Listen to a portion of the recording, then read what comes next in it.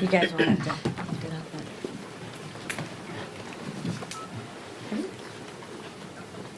So good afternoon, everyone. Thank you for coming. Let me start by being very, very clear. The Iranian regime is not a partner for peace. It is a regime that won't hesitate to kill our troops, our diplomats, or our citizens if given the chance.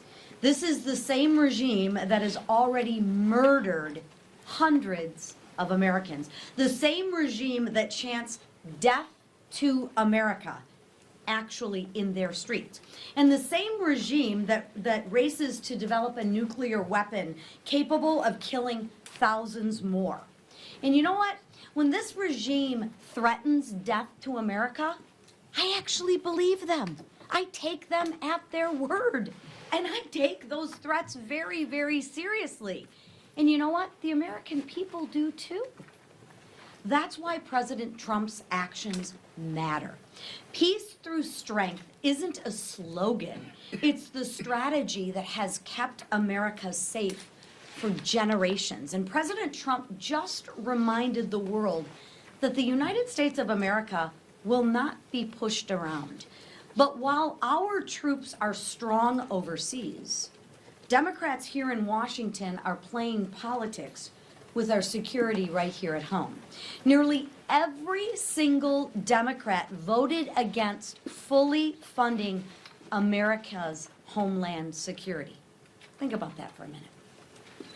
Let that sink in. Every single Democrat, nearly every single Democrat, I think there was one, voted against funding America's security. Perhaps that's why they didn't stand during the State of the Union. But under the Biden administration, more than 380 people on the terrorist watch list crossed over to our borders. Around 100 of them were released back into the interior of our United States. That's not speculation. That's not politics. Those are the facts. And yet Democrats are still refusing to fully fund men and women who protect our homeland. Our Coast Guards, our TSA agents, and the professionals working every single day to keep our country safe. That's not just irresponsible, it's absolutely shameful. We can debate policy all day long. That's part of the job. But we do not play politics with national security. We do not gamble with the safety of American people, and we do not leave our troops wondering whether we have their back. So right now, thousands of brave Americans standing watch against Iran's threats, and 6 have paid the ultimate price. To the troops supporting Operation Epic Fury, America and Republicans stand with you. We see your sacrifice, and we are praying for your safety. And when your mission is done, we will welcome you home with the gratitude in which you deserve. With that, I will turn it over to the chairman of our Intel Committee, Mr. Crawford. Thank you. I thank our Chairwoman McClain for bringing us together. See how fancy schmancy we are over Very here? fancy, very fancy. I want to first acknowledge the incredible success of Operation Epic Fury. This is a testament of the leadership of the White House, the Pentagon, the State Department. This operation has been a masterclass in American military superiority. We continue to pray for our safety of our U.S. service members, and we pray for the families of those 6 that have been lost in service to this great nation. Let me say one thing that's important to note. This is not a new war. The Iranians have been at war with the United States since 1979. This is a 47-year predicate, and President Trump had the courage and the resolve to say, not anymore, not on his watch, we're going to put an end to this. And for the former military intelligence officers who've served in Central Asia or the Middle East, they know that this is not a new war. It didn't just happen out of the blue. And I would also say this has been an unprecedented level of transparency exhibited by the Trump administration. I certainly haven't seen this level of transparency in my time in Congress, or for that matter, I can't recall even as a military veteran, the level of transparency that's been exhibited by President Trump. As Chairwoman McClain indicated, the Democrats are playing games with our national security, refusing to fund our DHS. This just can't stand. This is not the time to be playing games with funding when we have such a high threat level here. Iranian proxies remain committed to Iran's dirty work, and they're not limited to a specific geography. They'll come here and they'll exercise here. Cyber attacks could be particularly damaging here in the United States, and we should never allow lack of imagination to be our downfall.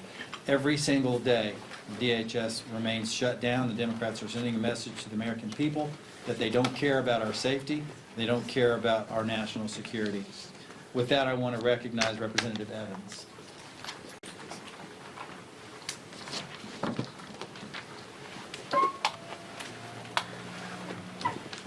I know, I do like that.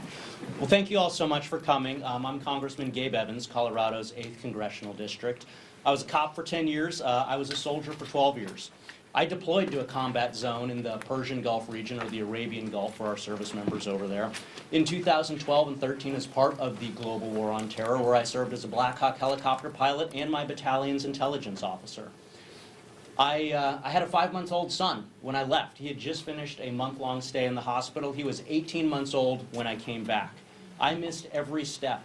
First steps, first words, first Christmas, first birthday. And so I want to speak directly to our deployed servicemen and women.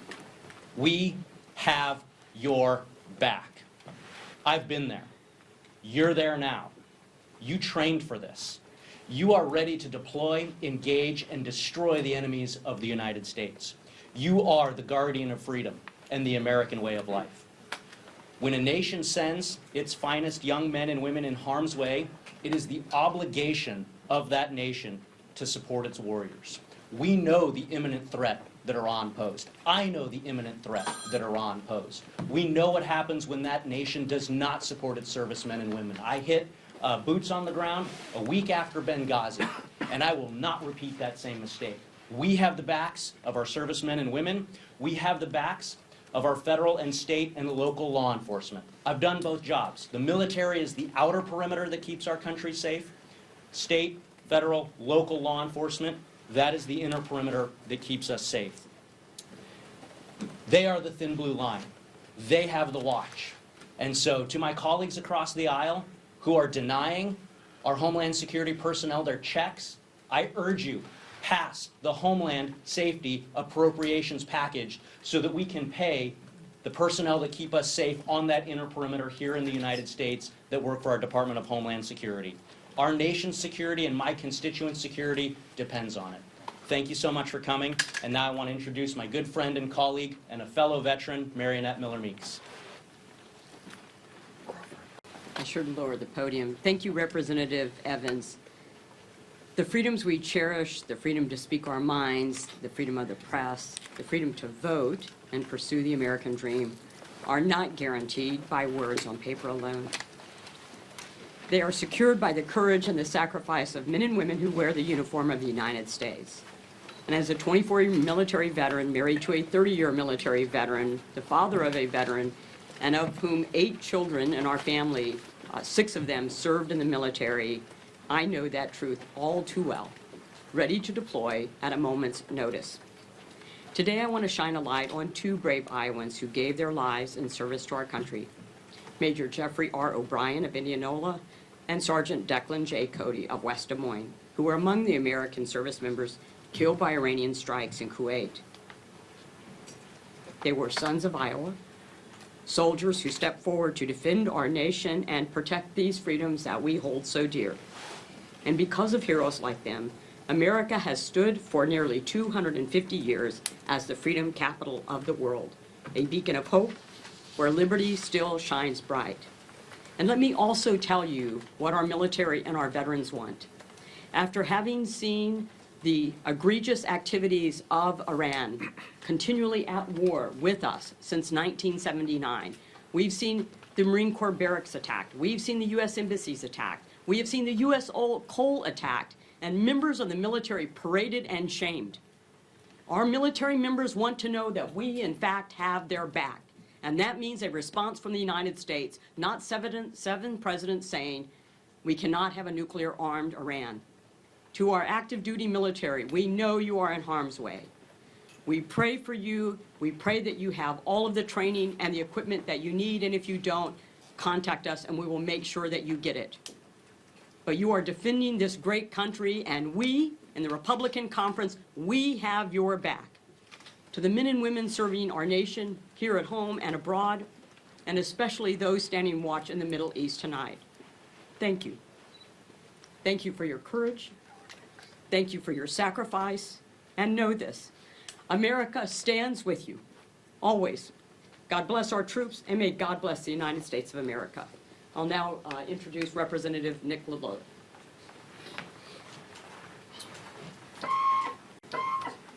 Thanks, good to be with you all. Only Trump derangement syndrome can explain why House Democrats and Senate Democrats are blocking the Department of Homeland Security funding bill. That bill, and they say it's about ICE, but it's not. That bill and ICE is already funded for years, CBP is already funded for years, but the funding that comes from that bill funds our Coast Guard, our TSA, our cybersecurity professionals. And we're here today to highlight a few different issues. To ensure, one, that our colleagues from the other side of the aisle step up and meet the moment. Now especially, with conflict in the Middle East, is not the time to block funding for the Department of Homeland Security. We could be under attack by Iran. Cybersecurity issues have already risen in our borders already in the last week. It is time for Senate Democrats and House Democrats to do the right thing for the country and to fund the Department of Homeland Security appropriations bill. They should reject the notion that that party has had for the last few years to reject everything that President Trump has had. He's right to support funding for the Homeland Security Department, and I urge my colleagues to do the same. I want to bring up my friend from Iowa, Air Force veteran, Representative Zach Nunn. It's always a privilege to go after a Navy man. Thank you very much, sir. Friends, this week, Iowa will receive two more of its own who died in defense of our nation.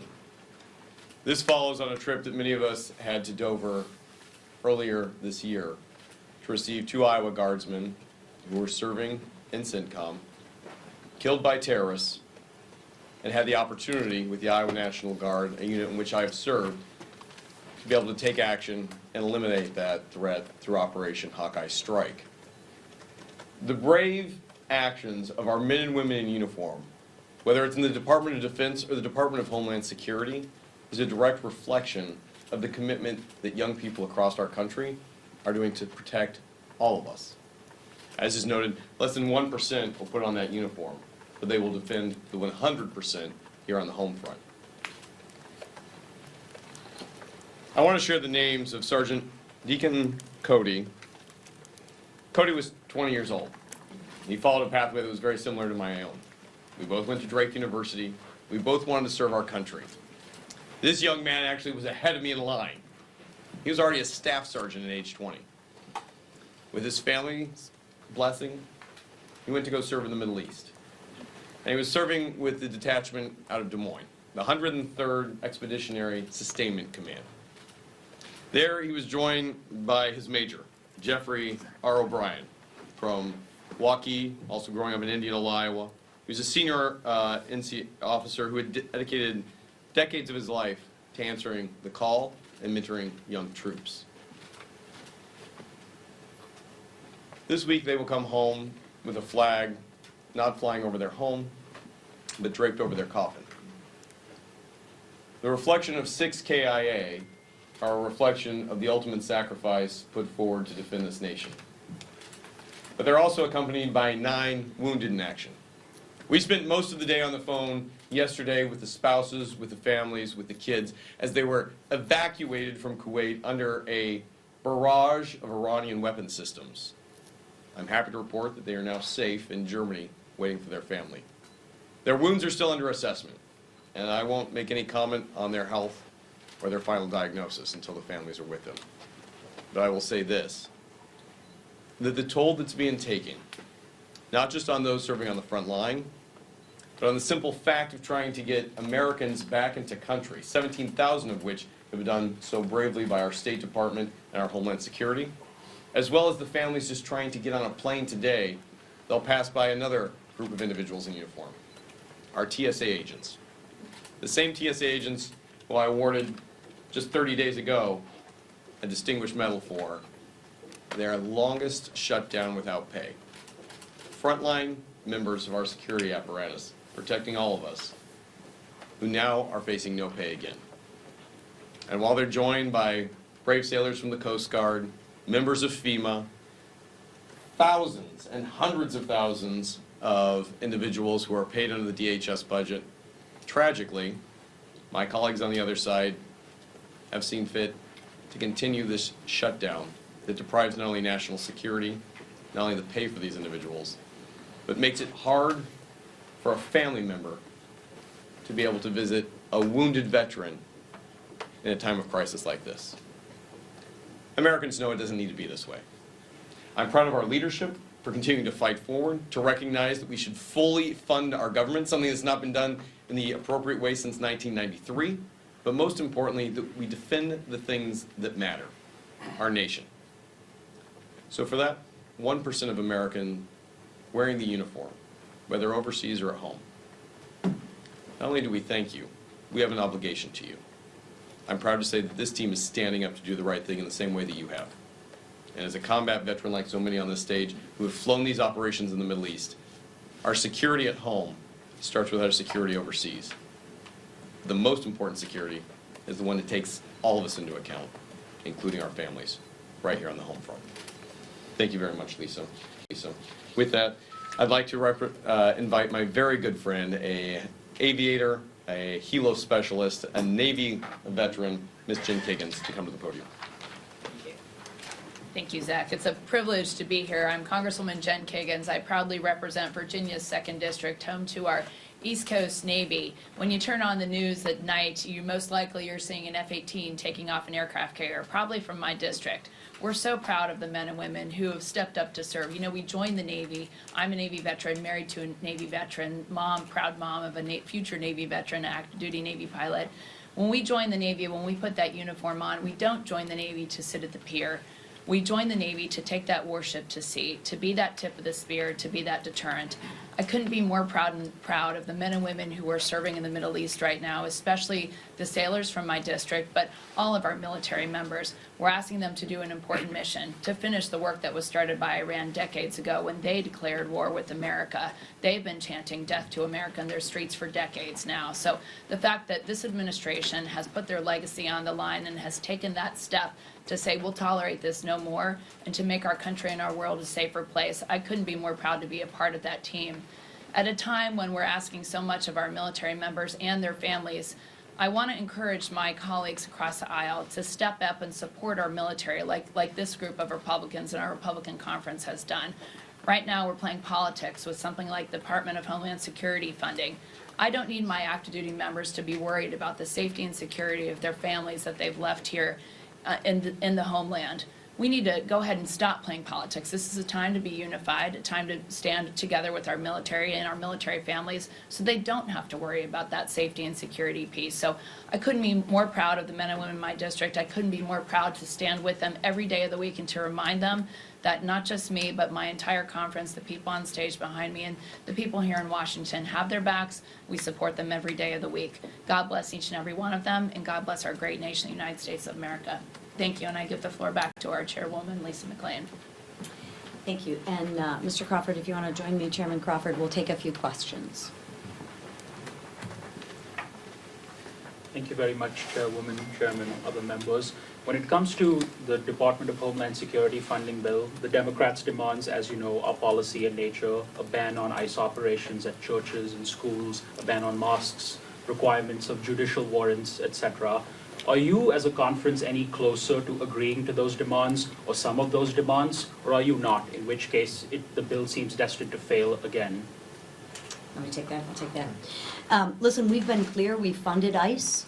We continue to fund ICE, we continue to fund our homeland, but we are not going to put Americans at risk. We are on the side of law and order. We are on the side of law-abiding citizens. All you have to do is compare and contrast the split screen. Take a look at who the Democrats are supporting. Illegals, sanctuary cities. All we're asking from the Democrats is to keep America safe and put Americans first and law-abiding citizens first. So what I find is a little bit funny is the party of masks, right, all of a sudden wants to unmask all the ICE agents. Just look at the contradictions. You should ask yourself why we're in this situation to begin with. If 20 million people didn't cross our borders, we wouldn't be having this situation and we wouldn't be having these conversations that we're having right now. So what I would ask the Democrats, protect the people that elected you to serve, and that's your constituents, and protect Americans. One other point I'll add to that, one of the demands that's been communicated was that they wanted ICE to cease operations or to not operate within proximity of voting locations. What does that tell you? So I think, think about that. That means they anticipate there being a reason for ICE to be at polling locations, and that should tell you everything you need to know about where they stand. Thank you, Chairman. A couple of questions on the Iran bills up for vote today. Do you anticipate the War Powers Resolution will fail?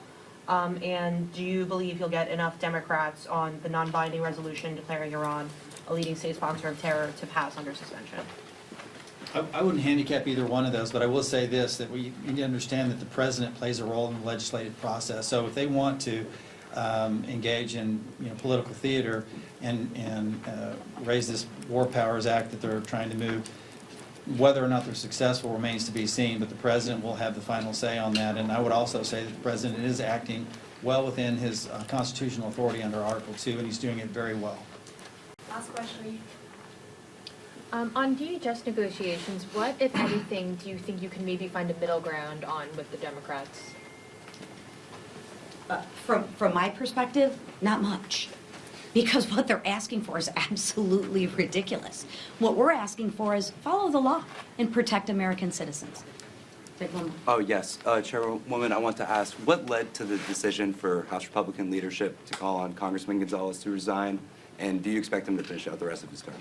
Yeah, my hope is he would finish out the rest of his term, and we didn't, leadership didn't, we issued a statement, we didn't call for him to resign. We asked him to withdraw from his race.